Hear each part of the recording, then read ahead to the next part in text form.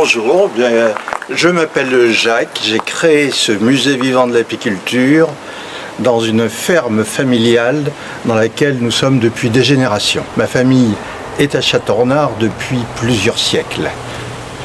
J'aime le rappeler souvent quand on me demande depuis quand j'ai créé, depuis quand je suis là. Je dis on est enraciné ici depuis le 15e. Alors, pourquoi vous aimez les abeilles ? Pourquoi j'aimais les abeilles? J'ai un de mes amis qui aime rappeler que je suis comme Obélix, je suis tombé dedans quand j'étais petit. Mon père avait déjà des ruches et je dirais que c'est presque banal dans la famille. J'ai différents cousins aussi qui ont des ruches. Et puis quand on vit dans la nature, qu'on vit avec les fleurs, c'est relativement normal d'aimer les abeilles. On partage avec elles les variations des saisons, on vit au rythme des saisons justement. Entrons. Alors ce musée, nous l'avons créé, je dis nous parce que mon épouse y a participé ensuite bien sûr, même si la première idée était la mienne, en utilisant les bâtiments de l'ancienne ferme. Ici c'est une grange dans laquelle j'ai des souvenirs d'enfance. Aujourd'hui, ça me fait tout drôle de voir du carrelage sur le sol, si je réfléchis, parce que je l'ai connu à l'époque où il y avait du foin, où il y avait des bêtes. Et nous avons agrandi l'espace d'ouverture au public en venant par ici. Et là, c'est le domaine des abeilles. Vous pouvez même déjà voir quelques ruches directement à l'extérieur, en activité, peuplée, et nous en avons d'autres qui sont adaptées à la visite du public. Et je vais les mettre en pleine lumière, car en dehors des moments de visite, les abeilles vivent dans l'obscurité.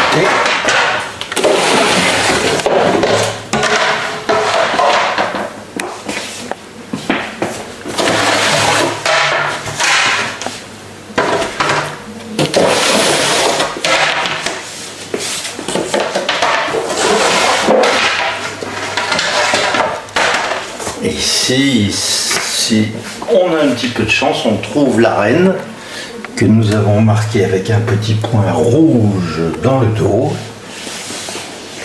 Ça, c'est un point que les visiteurs adorent, c'est voir les abeilles pour de vrai, comme disent les enfants.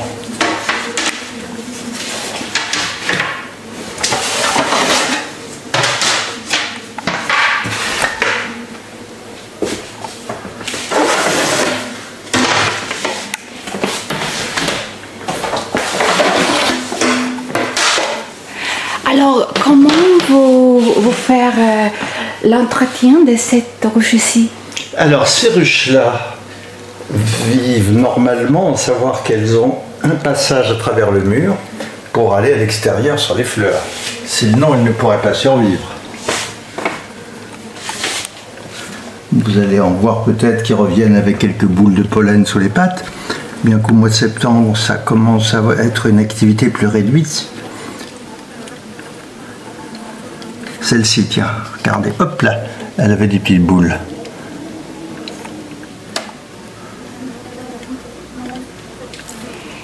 Et pendant l'hiver, Alors, ces deux-là arrivent en général à survivre l'hiver.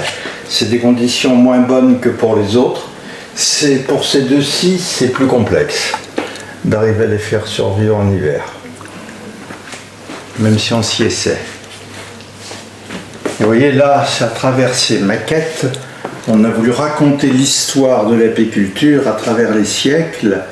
Les abeilles étaient sur Terre avant les hommes et les premiers hommes étaient des chasseurs, vivaient de la chasse et en tant que chasseurs, ils pouvaient prélever le miel sauvage, on pourrait dire, que les abeilles amassaient dans leurs ruches installées dans des troncs d'arbres creux, dans des creux de rochers. Ensuite, l'homme, lorsqu'il est devenu éleveur, a élevé des abeilles en leur donnant des ruches qui ressemblent à ce que l'abeille d'elle-même cherche dans la nature. les Romains, les Gaulois. Les Gaulois faisaient des ruches dans les troncs d'arbres creusés. Et puis, petit détail que j'aime rappeler, au Moyen-Âge, il est arrivé qu'on jette des ruches peuplées sur les attaquants des châteaux forts.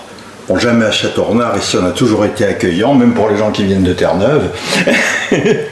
Mais c'est arrivé parfois, ça fait partie des détails anecdotiques qu'on raconte tant en France qu'en Allemagne, à Dilsberg, dans le Neckar aussi, vous voyez.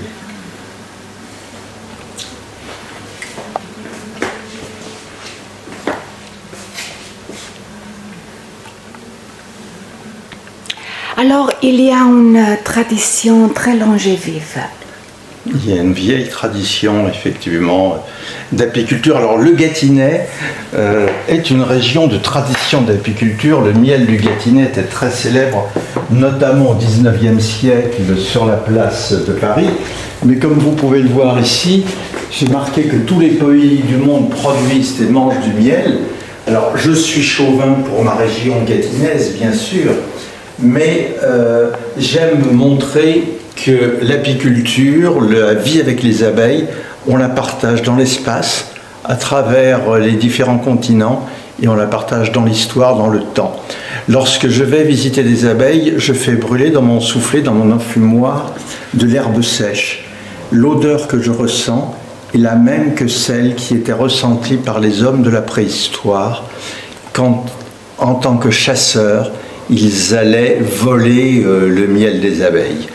Et j'ai rencontré des apiculteurs dans beaucoup de pays du monde, parfois avec des langues qui ne nous permettaient pas de nous comprendre, et pourtant si, on se comprenait, parce qu'on avait le même réflexe vis-à-vis des abeilles, on a ouvert des ruches ensemble, on avait le même comportement, les mêmes habitudes, et on s'est compris tout de suite.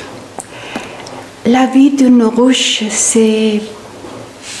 Alors, la vie d'une ruche, c'est un renouvellement permanent de la population. Les abeilles ne vivent pas longtemps, seules les abeilles de l'hiver vont vivre plusieurs mois. En printemps-été, c'est seulement en semaines que se compte la vie de l'abeille, bon, parfois 2 mois, et seule la reine va vivre plusieurs années. Donc une ruche peut parfois mourir si elle ne réussit pas le renouvellement de la vieille reine. Sinon, si elle le réussit bien, elle peut perdurer des années et des années durant.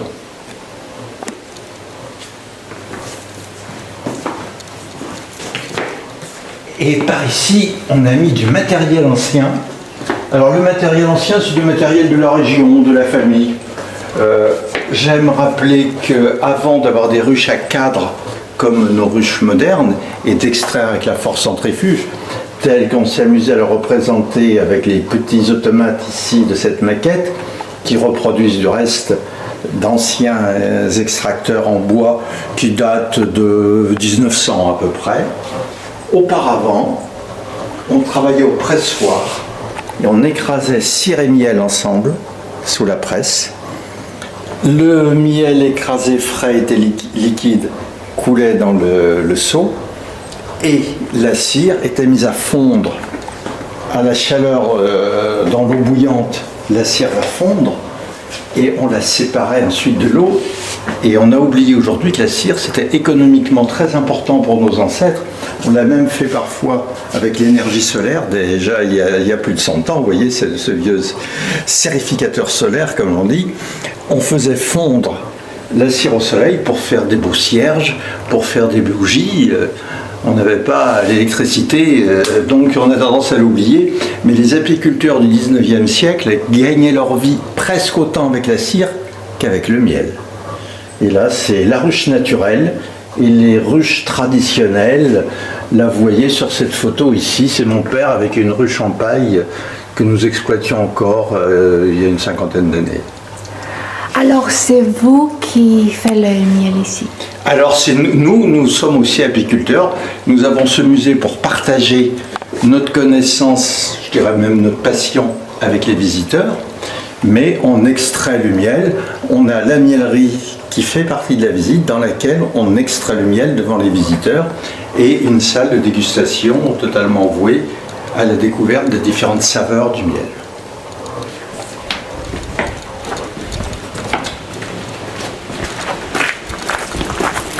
on va aller justement dans cette miellerie.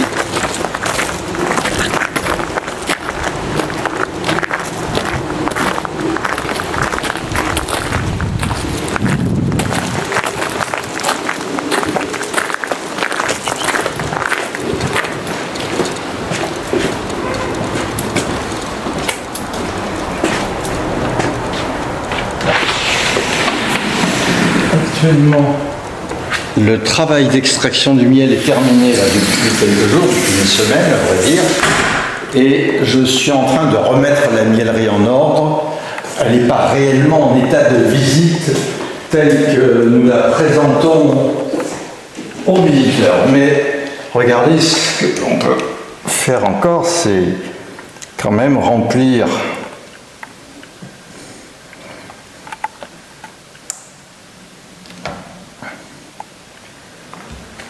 Et les visiteurs peuvent acheter ça ici. C'est bien sûr, nous avons la boutique à côté de la grande salle du musée qui permet d'acheter du miel pour ceux qui le souhaitent. Et ici, on explique tout le fonctionnement et en saison, on fait, je montre un cadre plein de miel que l'on peut comparer avec le cadre vide. Est-ce qu'il y a des risques de ce métier? Dans tous les métiers, il y a des risques. Oui, on risque parfois, on a forcément des piqûres d'abeilles. On ne peut pas faire ce travail sans être jamais piqué, c'est évident. Mais c'est un métier souvent que l'on qualifie de métier de passion, et je crois que c'est assez vrai pour la plupart des apiculteurs. Alors, vous êtes ici pendant quelle saison? Alors, nous habitons ici, c'est notre maison. Mais le travail dans la miellerie, c'est surtout les mois de mai, juin, juillet, août, 4 mois. Là, on arrive dans la période de nettoyage et on va ouvrir la miellerie uniquement pour la présenter aux visiteurs. Et le travail auprès des ruches est très intense dès le printemps et dure toute l'année, mais de manière beaucoup moins fréquente, avec une présence moins nécessaire pendant les mois d'hiver. Et les visiteurs, ils viennent d'où? Alors les visiteurs, on a toutes sortes de visiteurs. On a des groupes d'enfants, des scolaires, mais on a des familles. Et on a même tous les étés un certain nombre de groupes de cyclistes. Cet été, on a eu le plaisir d'avoir des cyclistes qui viennent d'Australie, du Canada, des États-Unis, d'Allemagne. On a pour ces visiteurs-là qui viennent de loin, ou alors même le samedi prochain, on a des collectionneurs de voitures anciennes qui font un petit rallye et qui cherchent un point de chute. On leur dressera 2 tables avec des assiettes garnies de toasts de différentes sortes de miel. On mettra des boissons, enfin les boissons, uniquement c'est le jus de pomme que nous produisons nous-mêmes à la maison. Et puis si c'est en hiver ou s'il fait encore un peu frais, on fait un feu de cheminée, ça crée une convivialité, un espace plus agréable à partager tous ensemble. Alors vous êtes ouvert pendant l'hiver? En hiver, on ne fonctionne que sur rendez-vous pour ce type de visite, pour les groupes. Quelqu'un qui passe un jour à l'improviste, si on est là, si on est disponible, on lui fait visiter avec plaisir. Mais on essaie aujourd'hui de bien organiser les visites sur rendez-vous, parce que la vie avançant, on a 74 ans tous les deux avec ma femme, on est forcé de rationaliser les choses. Est-ce que les abeilles peuvent devenir malades? Oui, malheureusement, il y a des maladies, il y a des parasites. Actuellement, on est en train de se bagarrer contre un frelon qui a envahi l'Europe, qu'on appelle frelon asiatique, qui est venu de Chine à l'origine, contre lequel on manque encore de prédateurs. Il y en aura peut-être, mais il faudra sans doute beaucoup de temps. On ne sera plus là pour le voir. Même si les abeilles développent déjà une certaine stratégie de défense, Nous, on est contraints aussi de piéger. Vous voyez, hier, j'étais à cette même heure dans des ruchers pour poser des pièges contre ces frelons asiatiques. Et puis, il y a des maladies, il y a des virus, il y a, comme tous les êtres vivants sur la planète.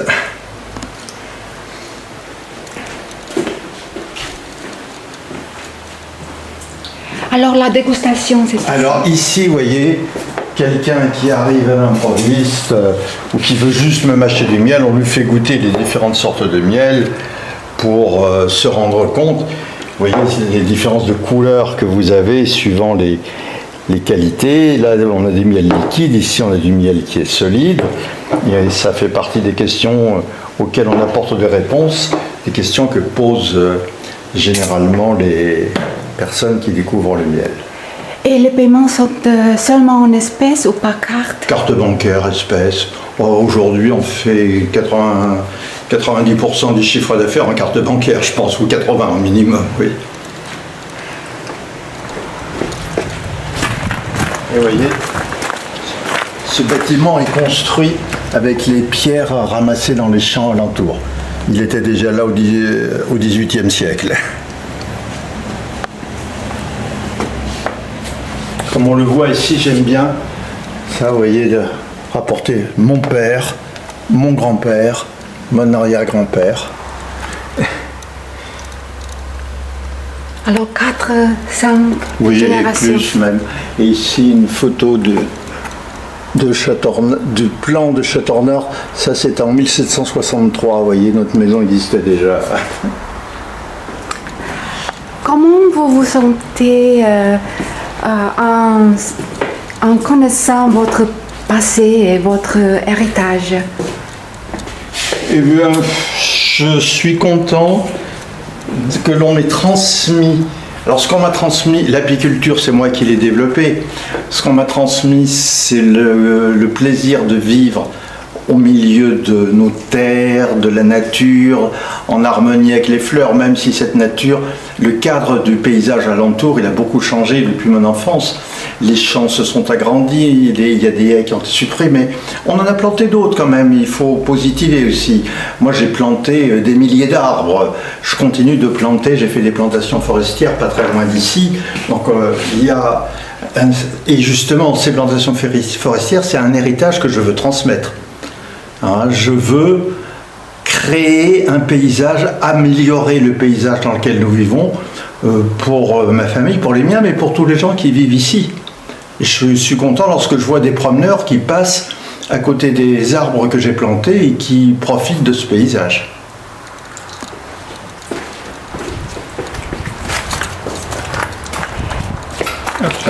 Non, mais moi je suis ravi que le public, tout public, aussi bien les personnes qui découvrent que ceux qui ne connaissent pas du tout, que ceux qui ont déjà une petite connaissance mais qui veulent l'améliorer, viennent.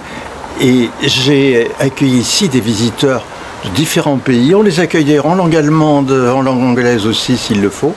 Et ça, c'est un bon exercice pour moi, pour maintenir la pratique d'autres langues. Et on partage avec eux. C'est ce partage, parce que moi j'apprends aussi parfois des visiteurs. J'ai appris quand on m'a posé certaines questions auxquelles j'avais des difficultés à répondre, qui m'ont forcé à organiser de nouvelles observations, à rechercher de nouvelles réponses. Je vous remercie.